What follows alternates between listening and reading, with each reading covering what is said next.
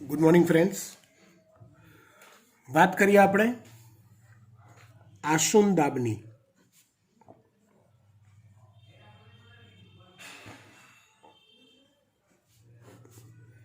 આશુનદાબને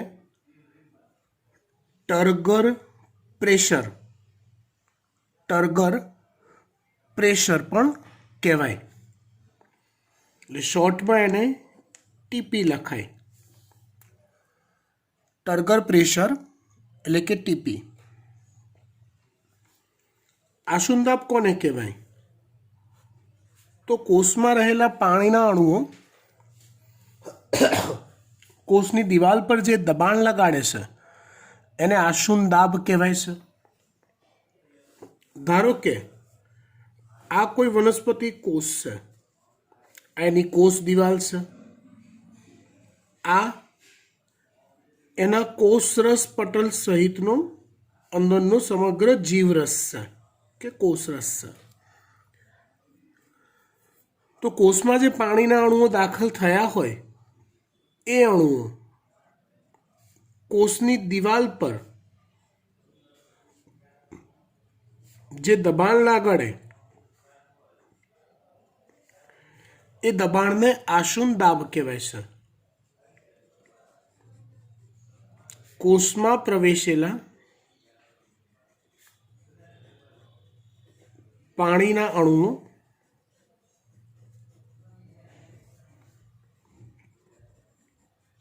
કોષની દિવાલ પર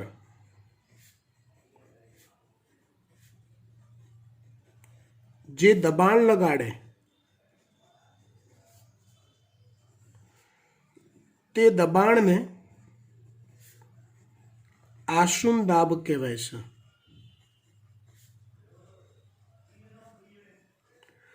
હવે જો એક વસ્તુ તમે સ્વીકારો કે પાણીના અણુઓ કોષની દિવાલ પર બહારની તરફ દબાણ લગાડે છે. દિવાલને ખસવું નથી, કોષ દિવાલને ખસવું નથી. એટલે જે તરફ આશુનદાબ લાગે ને, ટર્ગર પ્રેશર લાગે, એની વિરુદ્ધ બાજુએ મતલબ કે આ દિશામાં કોષ દિવાલ પણ સામે રિવર્સ બળ લગાડે છે. આ દિશામાં મતલબ કે લાઈક એવું કંઈક વિચારો કે પાણી દબાણ લગાડીને કોષ દિવાલને કહે છે કે ભાઈ તું ખસ, જગ્યા કર, આગો જા, એમ કરીને ધક્કો મારે છે. અને કોષ દિવાલ વળતો અંદરની તરફ ધક્કો લગાડે છે કે બળ લગાડે કે જા હું નહીં ખસું. સમજણ પડી? એ જે દબાણ છે ને એ દબાણને દિવાલ દાબ કહેવાય છે.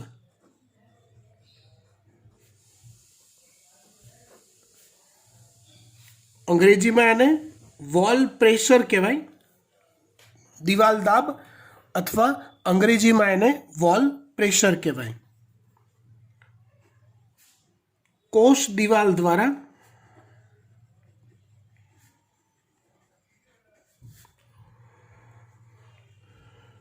આશુનદાબની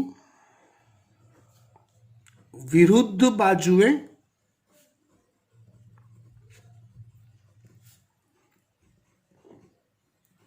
લગાડાતું દબાણ જે છે એને વોલ પ્રેશર અથવા દિવાલ દાબ કહેવાય છે.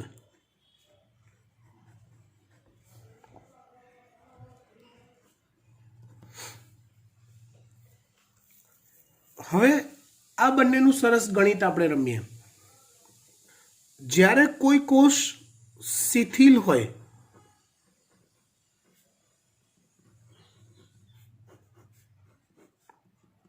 કોઈ નોર્મલ કોષ હોય સામાન્ય કે જેમાં પાણીની ચોક્કસ ગતિ ન નોંધી શકાતી હોય, ન તો પાણી અંદર જતું હોય ન તો બહાર જતું હોય, અથવા એવું કહેવાય કે કોષને સમસાંદ્ર સ્થિતિમાં મૂકેલો હોય, મતલબ બહાર રહેલું જે દ્રાવણ છે એ અને કોષરસ બંનેની સાંદ્રતા લગભગ સમાન હોય, તો એવા કોષને શિથિલ કોષ કહેવાય. સમજો. तो ये शिथिल कोष में TP is equal to WP होय छे, केम के जेटलू टर्गर प्रेशर लागे बहारनी तरफ एटलू ज कोष दीवाल वॉल प्रेशर लगाड़े छे अंदरनी तरफ।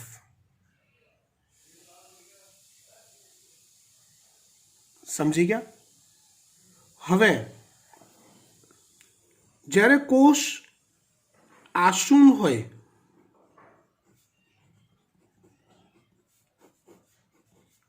એટલે આશુન કોષ હોય હંમેશા ફૂલે, એના કદમાં વધારો થાય, કોષ ફૂલે છે। જ્યારે તમે વનસ્પતિ કોષને સાદા પાણીમાં કે મંદ દ્રાવણમાં મૂકો છો, સાદા પાણીમાં કે મંદ દ્રાવણમાં મૂકો છો ત્યારે અંતઃ આશ્રુતિ થાય, પાણી અંદરની તરફ પ્રવેશ કરે છે। હવે જ્યારે પાણી અંદરની તરફ પ્રવેશ કરે છે, જ્યારે પાણી અંદરની તરફ પ્રવેશ કરે છે ત્યારે શું થાય?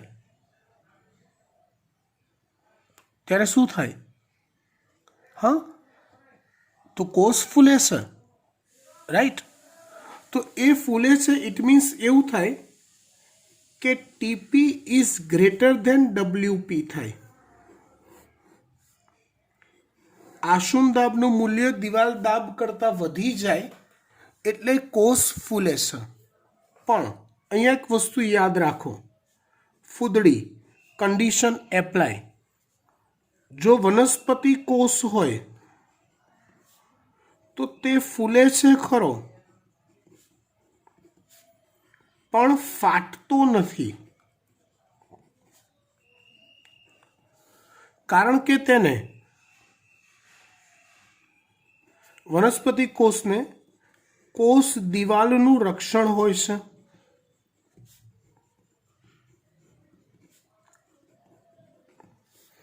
જ્યારે પ્રાણી કોષ હોય તો એમાં કોષ દિવાલનો અભાવ હોય, અને કોષ દિવાલનો અભાવ હોય મતલબ એવું કહેવાય કે ડબ્લ્યુપી ગેરહાજર હોય। એટલે પ્રાણી કોષને જ્યારે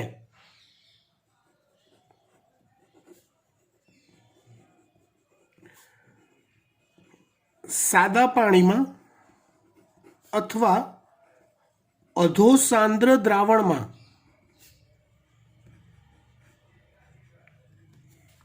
મૂકવામાં આવે, સાદા પાણીમાં અથવા અધોસાંદ્ર દ્રાવણમાં જ્યારે મૂકવામાં આવે છે, કોને? પ્રાણી કોષને, ત્યારે તે પહેલા તો ફૂલે છે અને છેલ્લે ફાટી જાય છે, કારણ કે દિવાલ દાબ હોતું નથી, કોષ દિવાલનો અભાવ હોય એટલે પ્રાણી કોષ ફાટી જાય જ્યારે આસુન બને ત્યારે, વનસ્પતિ કોષ ફાટતો નથી। આ એક સ્થિતિ કીધી શિથિલ કોષવાળી, બીજી સ્થિતિ કીધી આસુન કોષવાળી। એ ત્રીજી સ્થિતિ હું કહું, રસ સંકોચન પામેલો કોષ।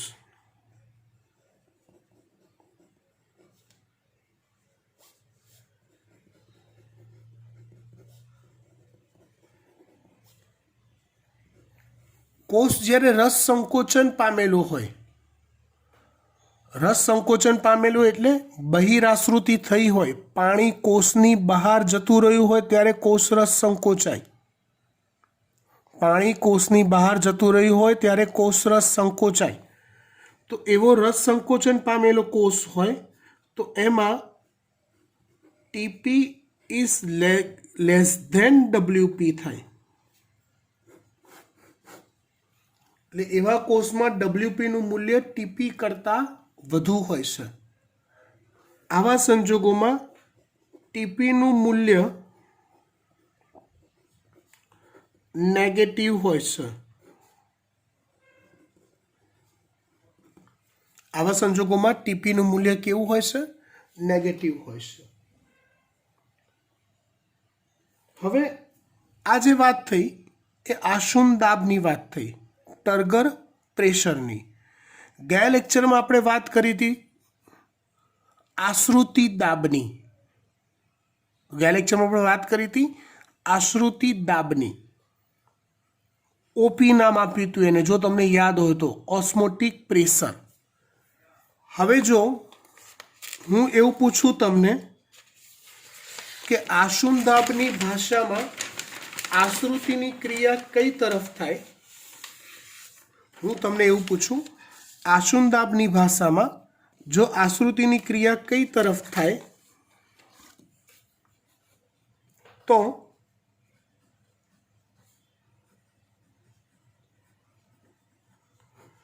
વધુ આશુનદાબથી ઓછા આશુનદાબ તરફ થાય. વધુ આશુનદાબથી ઓછા આશુનદાબ તરફ થાય, મતલબ કે વધુ ટીપીથી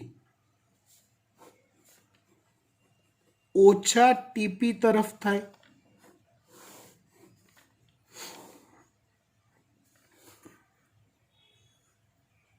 સમજી ગયા? ડન. હવે આગળ વાત કરીએ આપણે. જો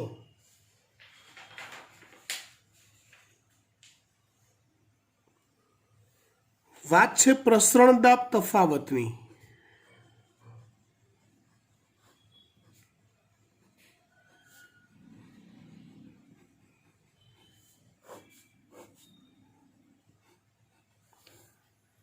જેને શોર્ટમાં કહેવાય DPD. પ્રસરણનું અંગ્રેજી થાય ડિફ્યુઝન, દાબ એટલે પ્રેશર, તફાવત એટલે થાય ડિફિક્ટ. એટલે ડિફ્યુઝન, પ્રેશર, ડિફિક્ટ. ડિફ્યુઝન, પ્રેશર, ડિફિક્ટ એટલે DPD. પ્રસરણ દાબ તફાવત, ડિફ્યુઝન, પ્રેશર, ડિફિક્ટ. સમજો બરાબર, ધ્યાનથી સમજો. આશ્રુતિની પ્રક્રિયા વાસ્તવિકતામાં કઈ તરફ થાય તો એનો સૌથી સચોટ અને સાચો જવાબ DPD દ્વારા તમને મળે છે. તો સૌથી પહેલાં પ્રસરણ દાબ તફાવત એટલે શું એ આપણે સમજી લઈએ. પ્રસરણ દાબ તફાવત એટલે શું એ આપણે સમજી લઈએ. તો જુઓ, કોઈ પણ શુદ્ધ દ્રાવક હોય તેનો પ્રસરણ દાબ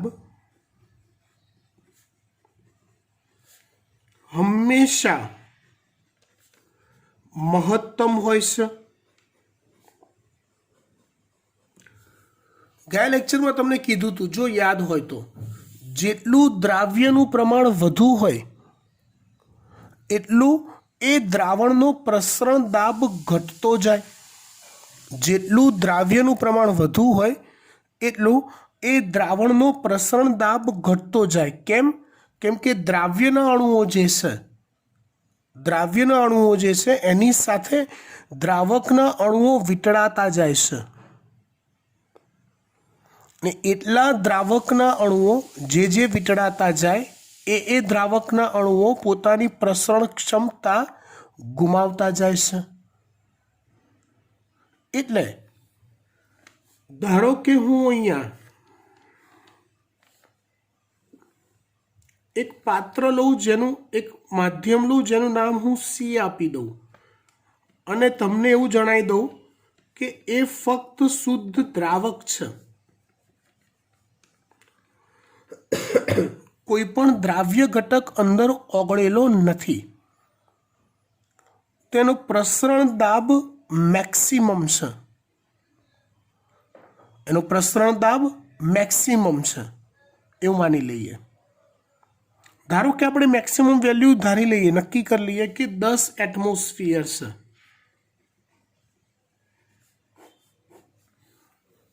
મેક્સિમમ પ્રસરણ દાબ ધારી લઈએ આપણે છે 10 એટમોસ્ફિયર.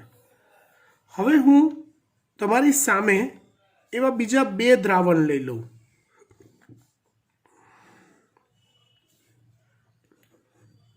એક છે દ્રાવણ એ,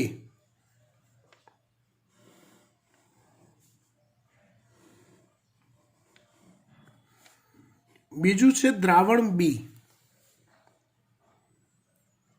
એક છે દ્રાવણ એ, બીજું છે દ્રાવણ બી.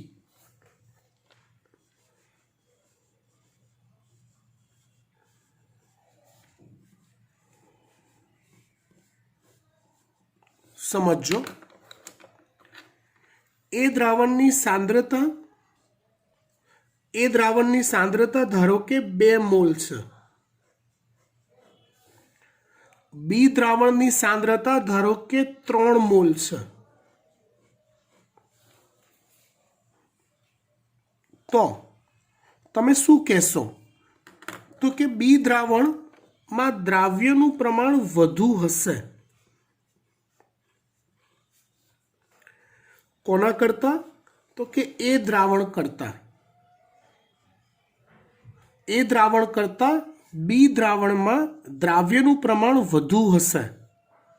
એટલે પ્રસરણ દાબ, હું પ્રસરણ દાબ તફાવત નથી કહેતો બેટા, પ્રસરણ દાબ એટલે કે ડીપી. ડીપી જે છે એ ડીપી એ દ્રાવણ અને ડીપી બી દ્રાવણ, તમને હું જાતે વિચારવાનું કહું તો બંનેમાંથી કોનો પ્રસરણ દાબ એટલે કે ડિફ્યુઝન પ્રેશર વધુ હશે? તમે તરત કહેશો કે સાહેબ મંદ દ્રાવણમાં દ્રાવકના મુક્ત અણુઓ વધુ હશે, માટે એનો પ્રસરણ દાબ વધારે હશે સાંદ્ર દ્રાવણ કરતા.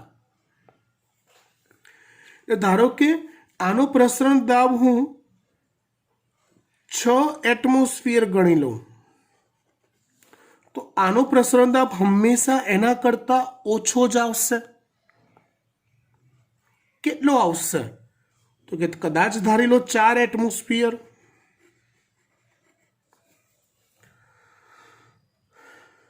કેમ કે દ્રાવણ કેવું છે? સાંદ્ર છે, એ પ્રસરણ દાબ એનો ઓછો હશે.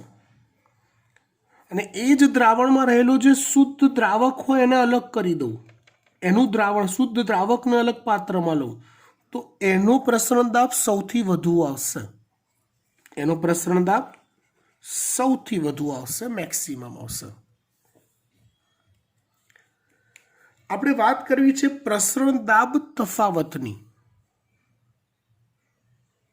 તો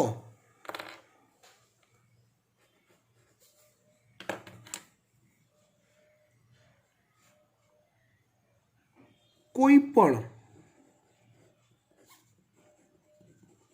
દ્રાવણનો પ્રસરણ દાબ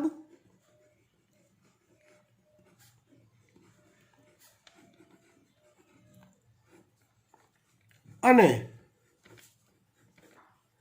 તેના શુદ્ધ દ્રાવકનો પ્રસરણ દાબ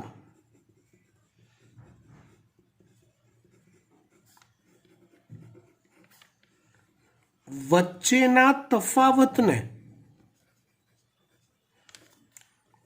તે દ્રાવણનો ડીપીડી એટલે કે પ્રસરણ દાબ તફાવત કહે છે. એટલે કે આ તો એનો પ્રસરણ દાબ થયો છે 6 એટમોસ્ફિયર, બરાબર, પણ મારે એનો પ્રસરણ દાબ તફાવત જાણવો છે. તો કે તફાવત હંમેશા, તફાવત એટલે શું? તો કે બેની સરખામણીમાં રહેલો ગેપ. હું એવું કહું કે ભાઈ 20 અને 12 આ બે વચ્ચે તફાવત કેટલો? તો તમે શું વિચારશો કે 12માં હું 8 ઉમેરું તો 20 થાય, અથવા 20માંથી હું 8 બાદ કરું તો 12 થાય. તો બંને વચ્ચેનો ગેપ 12નો છે. અહીંયા એ જ વસ્તુ કરવાની છે કે દ્રાવણ એનો પ્રસરણ દાબ તફાવત મારે જાણવો હોય તો કે આઈડિયલ મેક્સિમમ પ્રસરણ દાબ કોનો? તો કે એના શુદ્ધ દ્રાવકનો.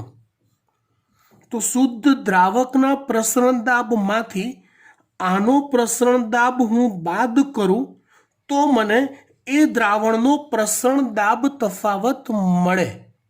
લાઈક હું એવું પૂછું, એવું વિચારું કે એ દ્રાવણનો ડીપીડી પ્રસરણ દાબ તફાવત કેટલો? તો જવાબ આવશે સી નો ડીપી માઇનસ એ નો ડીપી. સીના ડીપી માંથી એનો ડીપી તમે બાદ કરો તો જે જવાબ આવે એને કહેવાય એનો ડીપીડી. સમજ પડી વાત? ચલો, સીનો ડીપી કેટલો છે? તો કે 10 એટમોસ્ફિયર. એનો ડીપી કેટલો છે? તો કે 6 એટમોસ્ફિયર. હા, તો તફાવત કેટલો આવ્યો? 4 એટમોસ્ફિયર આવ્યો. તો 4 એટમોસ્ફિયર શું છે? એ દ્રાવણનો ડીપીડી છે. એવી રીતે હું બી દ્રાવણનો ડીપીડી શોધું.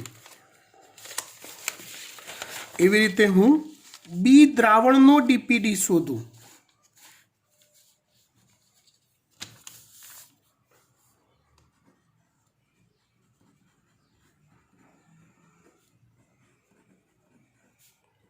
તો એ કેટલો આવે?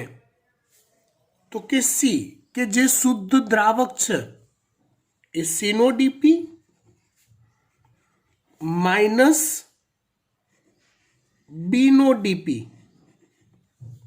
એટલે બીનો ડીપીડી થાય. તો સીનો ડીપી કેટલો છે? 10. સીનો ડીપી કેટલો છે? 10. બીનો ડીપી કેટલો છે? 4. માઇનસ 4. તો બી દ્રાવણનો ડીપીડી કેટલો આવે?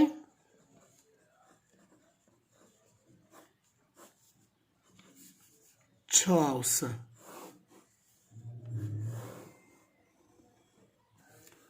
બીનો ડીપીડી કેટલો આવશે? 6 આવશે. હંમેશા એક વસ્તુ યાદ રાખો, હંમેશા એક વસ્તુ યાદ રાખો કે પાણીનું વહન અથવા આશ્રુતિની પ્રક્રિયા ઓછા ડીપીડીથી વધુ ડીપીડી તરફ થાય છે.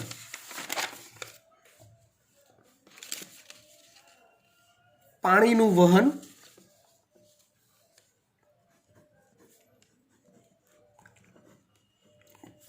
વહન અથવા આશ્રુતિની ક્રિયા એ ઓછા ડીપીડી થી વધુ ડીપીડી તરફ થાય છે. એટલે અહીંયા પાણીનું વહન કઈ તરફ થશે? તો કે એ દ્રાવણથી બી દ્રાવણ તરફ થશે. કઈ તરફ? એ દ્રાવણથી બી દ્રાવણ તરફ થશે.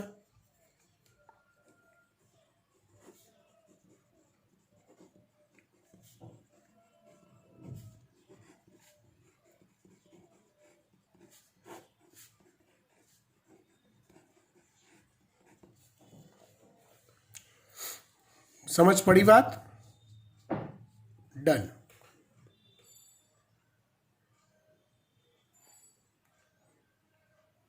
હવે સવાલ એ થાય કે પરીક્ષામાં આપણને આ વસ્તુ પૂછાય કેવી રીતે? પરીક્ષામાં આમાંથી એમસીક્યુ કેવી રીતે પૂછાય?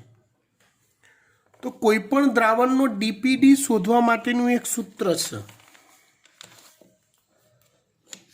કોઈ પણ દ્રાવણનો ડીપીડી શોધવા માટેનું એક સૂત્ર છે.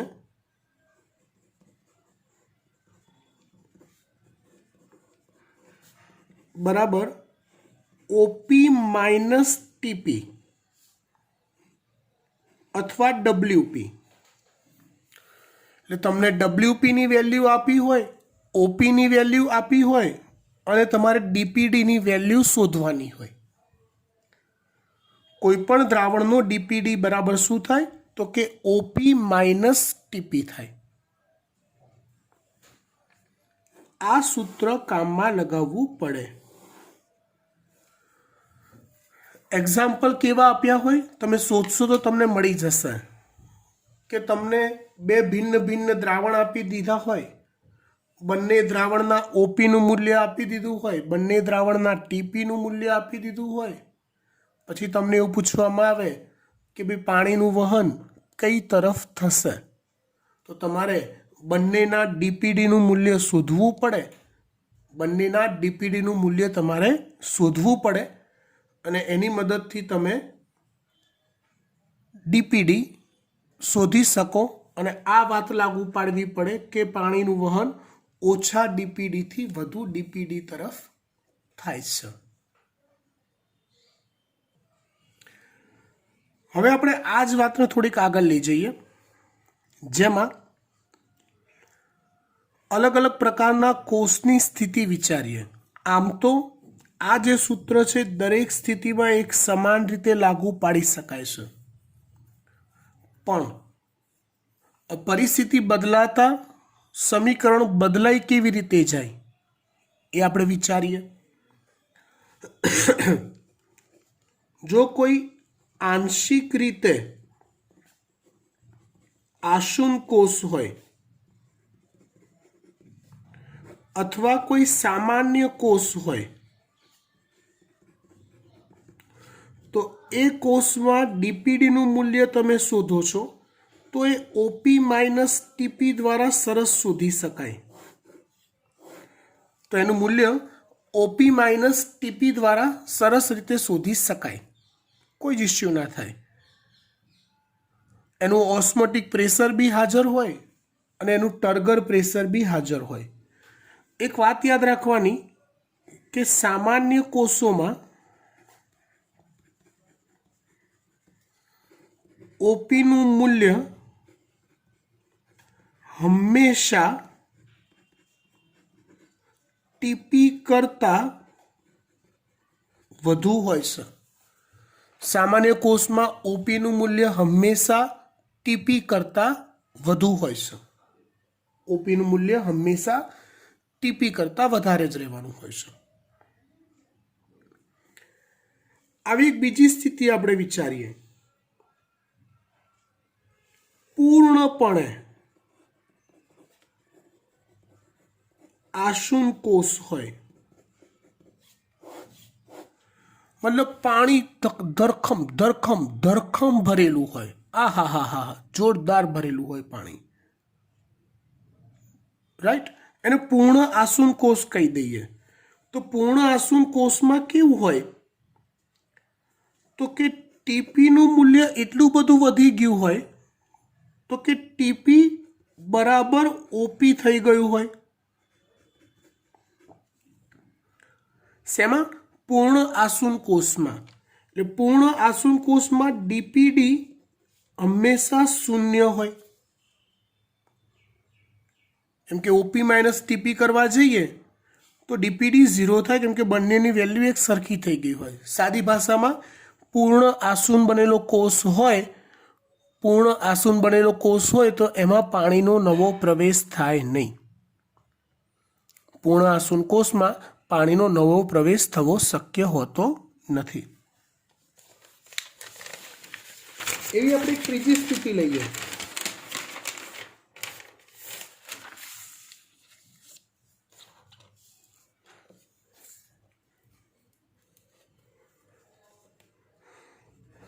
शिथिल कोष,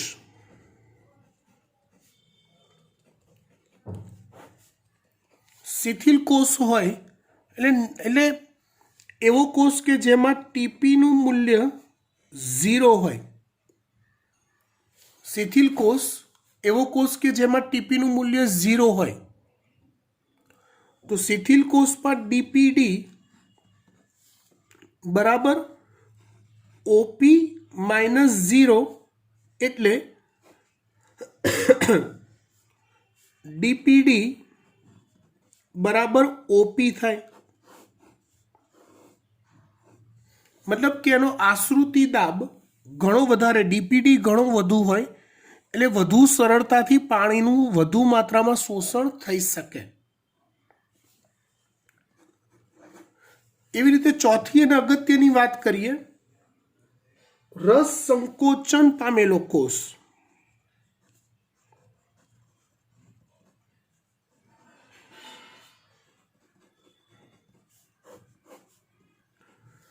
રસ સંકોચન પામેલો કોષ હોય તો હમણાં આગળ જ તમને સમજાયું કે પાણી બહુ બધું ગુમાવી દીધું હોય એટલે એની પાસે ટીપીનું મૂલ્ય નેગેટિવ હોય.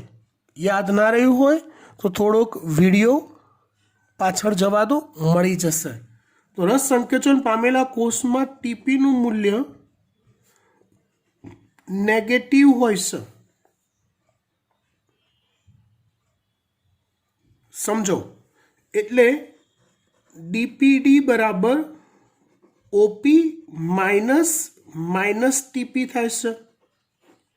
એટલે ડીપીડી બરાબર ઓપી પ્લસ ટીપી થાય. એટલે રસ સંકોચન પામેલા કોષ માટે એવું કહેવાય કે ડીપીડીનું મૂલ્ય ઓપી કરતાં પણ વધુ હોય છે. કેમ કે ટીપી નેગેટિવ હોય એટલે નેગેટિવ નેગેટિવ પોઝિટિવ થઈ જાય, પ્લસ થઈ જાય એટલે મૂલ્ય ડીપીડીનું વધી જાય. એટલે પાણી ગ્રહણ કરવાની ક્ષમતા આપણે જોઈએ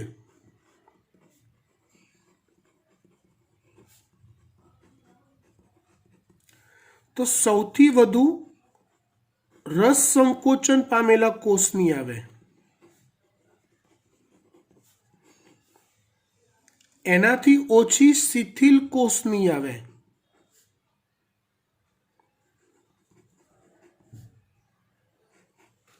એનાથી ઓછી આંશિક આસુન કોષ અથવા સામાન્ય કોષની આવે. અને એનાથી ઓછી પૂર્ણ આસુન કોષની આવે.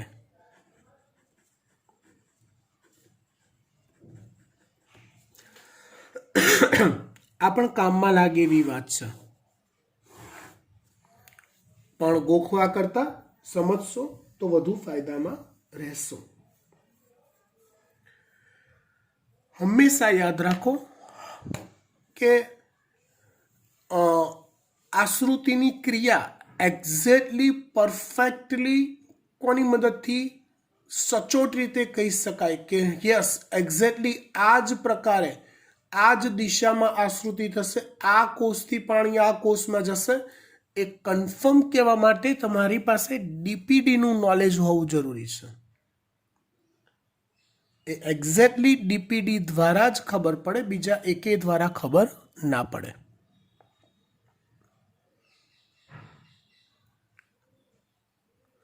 ત્યાર પછી વાત કરીએ આપણે જળ ક્ષમતાની.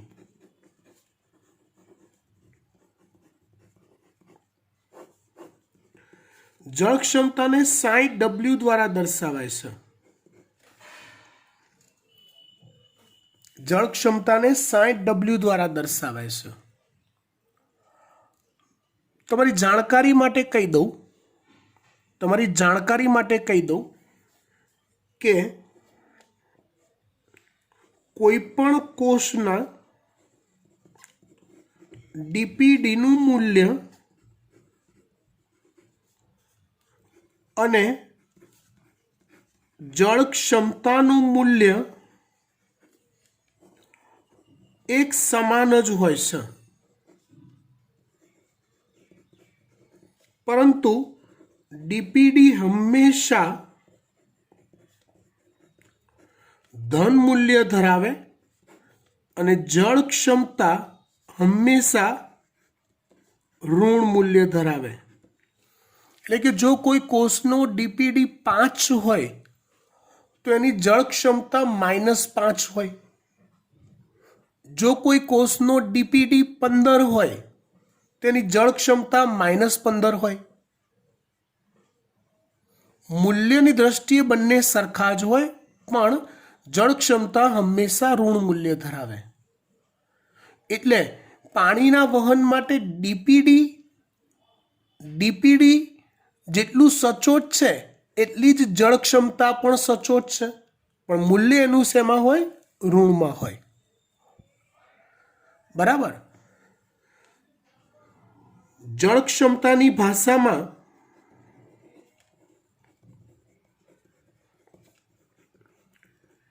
પાણી એ પોતાની વધુ જળ ક્ષમતાથી ઓછી જળ ક્ષમતા તરફ વહન પામે છે. પાણી પોતાની વધુ જળ ક્ષમતાથી ઓછી જળ ક્ષમતા તરફ વહન પામે છે.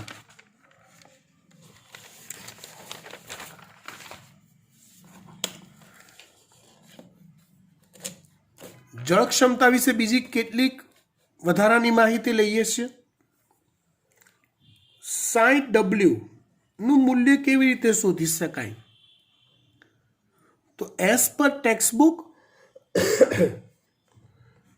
psi s plus psi p. જ્યારે psi નું મૂલ્ય વનસ્પતિ કોષ માટે શોધવાનું હોય ત્યારે આ બે વસ્તુ દ્વારા psi નું મૂલ્ય શોધી શકાય. જ્યાં psi એટલે જળ ક્ષમતા, psi s બરાબર દ્રાવ્યની સાંદ્રતા જેનું મૂલ્ય હંમેશા ઋણ હોય, અને psi p બરાબર દાબ ક્ષમતા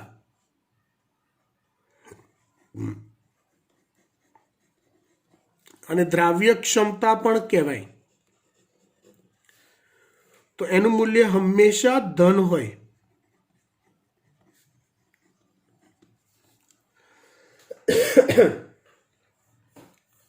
અને ઓલવેઝ એટલે અપવાદને બાદ કરવું પડે. હો, એ ઉદાહરણ હું તમને સમજાવીશ. આગળના જે 4 ઉદાહરણ કીધા છે એવા જ આવશે આની અંદર. પણ એવું કહેવાય કે psi s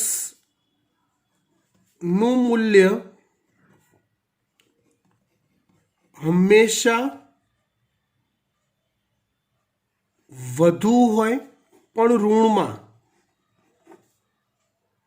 અને psi p નું મૂલ્ય એના કરતા ઓછું હોય પણ હંમેશા ધનમાં હોય. એટલે તમે આ સૂત્રમાં તમે જવાબ મૂકો છો. સમજો, કોઈ પણ દ્રાવણની જળ ક્ષમતા માટે તો આની અંદર આવતો આંકડો હંમેશા મોટો હોય પણ ઋણ ચિહ્ન લાગે. આની અંદર આવતો આંકડો હંમેશા નાનો હોય, ધન ચિહ્ન લાગે. એટલે 60W નું મૂલ્ય હંમેશા કેવું આવે? હંમેશા ઋણ આવે.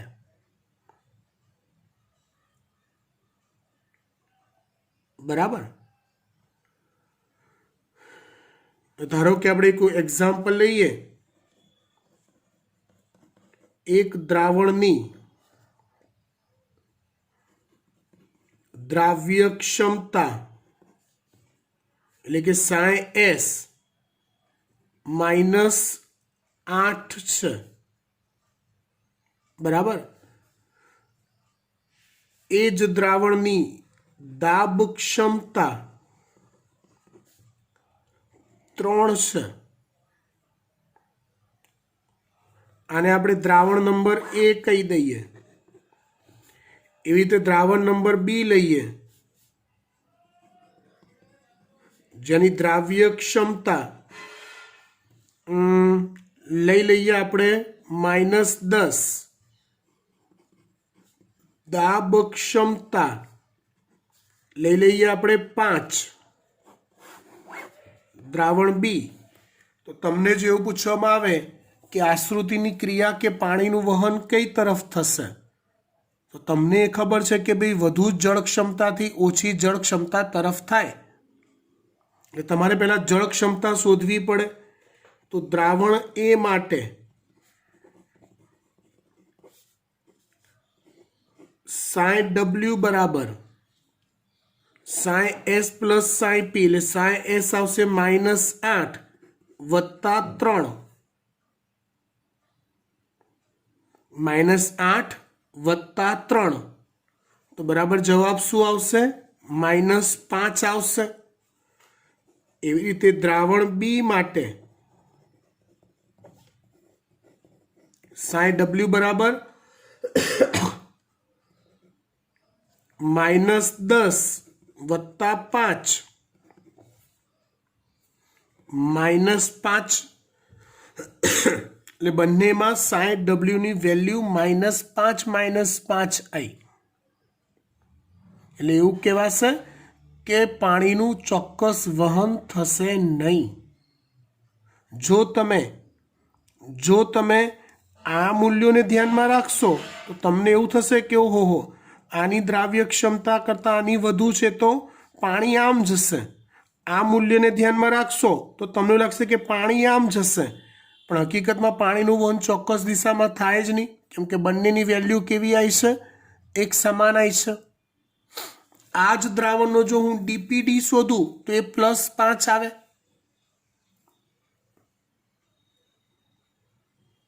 બંનેનો ડીપીડી હું શોધું તો અમે એ કેવો આવશે +5 આવશે, +5 આવશે બંનેનો,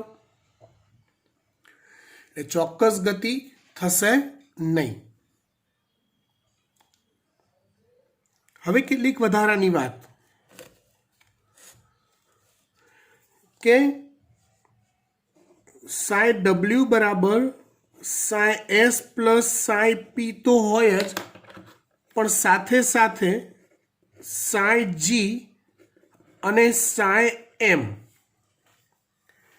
જી એટલે ગુરુત્વ પ્રવેગ અથવા ગુરુત્વાકર્ષણ ક્ષમતા અને એમ એટલે માસ અથવા જથ્થો, આ બંને પરિબળો પણ અસર કરતા હોય છે જે આપણે ગણતરીમાં લેતા નથી, કેમ કે આપણે જળ ક્ષમતા ફક્ત વનસ્પતિ કોષોને ધ્યાનમાં રાખીને શોધીએ છીએ। બાકી રેગ્યુલર કોઈ બી પાણી હોય એની જળ ક્ષમતા શોધવી હોય તો આ બંનેને ધ્યાનમાં લેવા પડે છે। સાઈ જી એટલે ગુરુત્વાકર્ષણ બળ અને સાઈ એમ એટલે કે માસ અથવા જથ્થો પાણીનો, આ બંનેની અસર થાય શેના પર થાય જળ ક્ષમતા પર। હું તમને સમજાવું,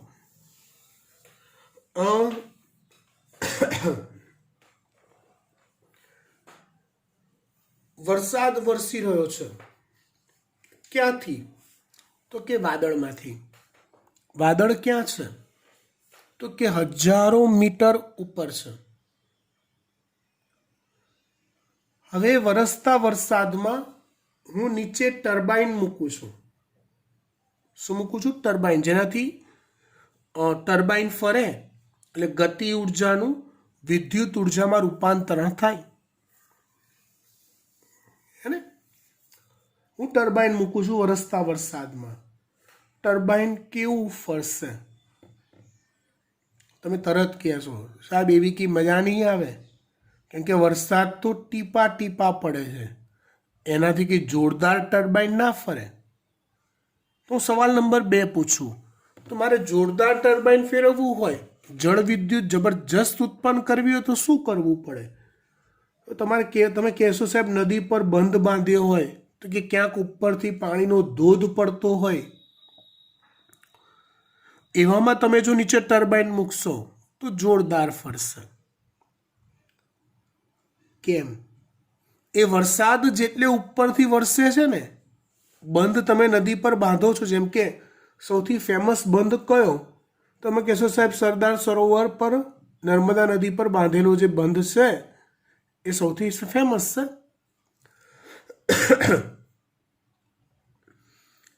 એની ઊંચાઈ આશરે 140 મીટર છે। 140 મીટર જ ઉપરથી ખાલી પાણી પડે છે, પણ એ મોટા જથ્થામાં પડે છે, એટલે જેટલો જથ્થો વધુ, જેટલી ઊંચાઈ વધુ, એટલું ગુરુત્વ પ્રવેગ વધુ લાગે। ફિઝિક્સ તમને મારા કરતાં સારું આવડે છે। તમે 5 ફૂટ ઉપરથી નીચે ભૂસકો મારો ને 50 ફૂટ ઉપરથી નીચે ભૂસકો મારો તો જર્ક 50 ફૂટમાં વધુ લાગે છે, હાડકાં 50 ફૂટમાં વધુ તૂટવાનો ભય છે.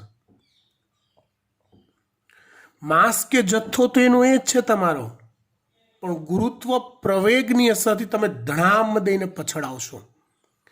સેમ વે, જેટલું પાણી વધુ, માસ વધુ, અને જેટલી એની ઊંચાઈ વધુ એટલું સાઈ જી વધુ. આ બંને પરિબળોની અસર પણ સાઈ ડબલ્યુ પર થાય છે. સમજી ગયા? ફાઇન. આપણે જળ ક્ષમતા સુધી રાખીએ છીએ વધુ આવતા અંકે.